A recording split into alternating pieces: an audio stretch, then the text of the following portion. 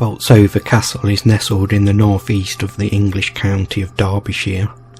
It was built in the early 17th century, and the present castle lies on the earthworks and ruins of the 12th century medieval castle.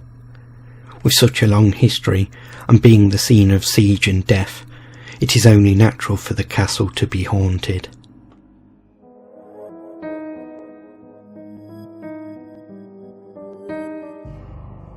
The castle we see today was built by Charles Cavendish, the son of William and Bess of Hardwick, though he would not live to see its completion. His son William, who was a known playboy, poet, courtier, and later made the first Duke of Newcastle, inherited the castle and completed the interiors. The castle became a place of joyous revelry, and this merrymaking seemed to have awoken spirits that haunt the castle to this day.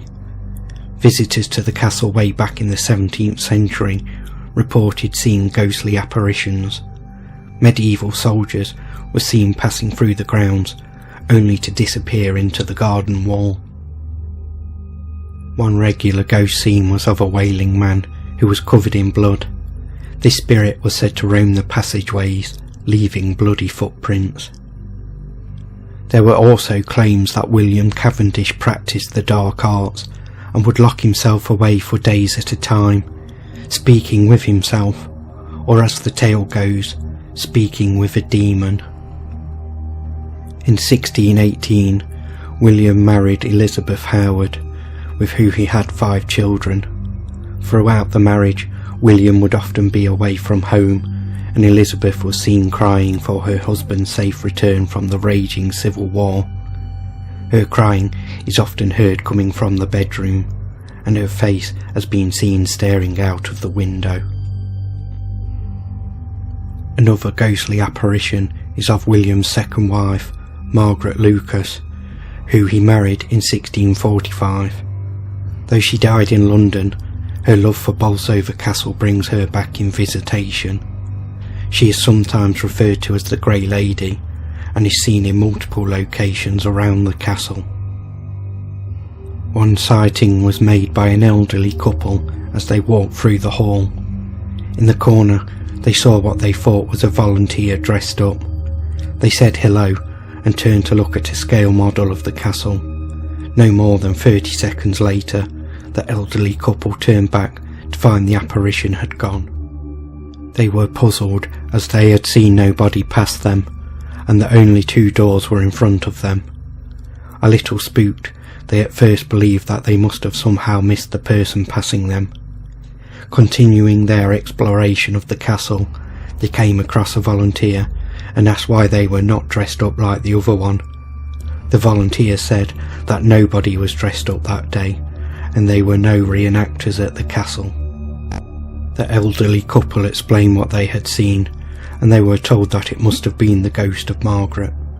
The volunteer was a skeptic and merely thought that they must have imagined it, but at the end of the day, as she made her normal rounds and entered the star chamber, she saw a hazy silhouette that manifested into an elegantly dressed woman in the centre of the room.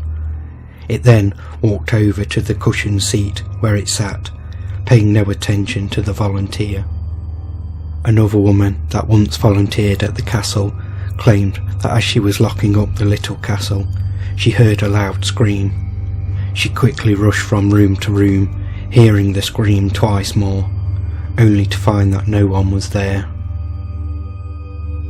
As night descends and the castle turns dark, security guards have reported seeing unexplained orbs of light that seemingly dance around each other.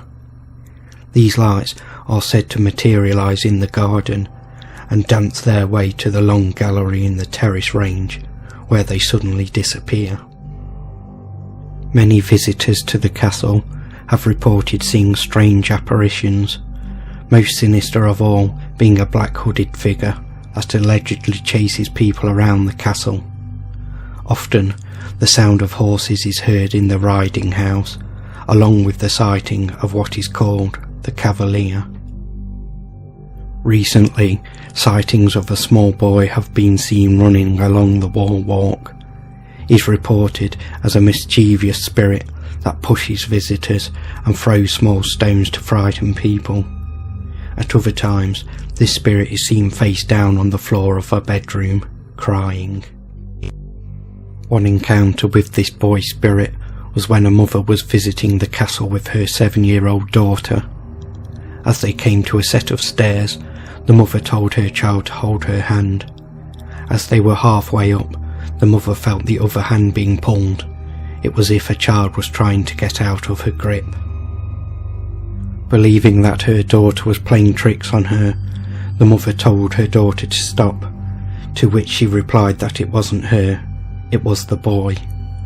Once at the top of the stairs, the pulling sensation stopped. Other recorded phenomenon is of people hearing strange footsteps, slamming doors, cold spots and muffled voices. The castle has also been linked to witchcraft, with a little-known tale that William Cavendish refused to help a beggar who was being attacked close to the castle. This beggar turned out to be a male witch, or warlock, and used his magic to make William's first wife, Elizabeth, ill. Eventually, Elizabeth succumbs to this magic, and William ordered that the castle be protected from witches by carving spirals by doors and windows. This tale was dismissed for years, that is until recently, when a panel was removed for restoration in the Star Chamber, where carved spirals were discovered by one of the windows. So numerous and frequent are paranormal occurrences at Bolsover Castle, that there is now a book where all paranormal activity is documented.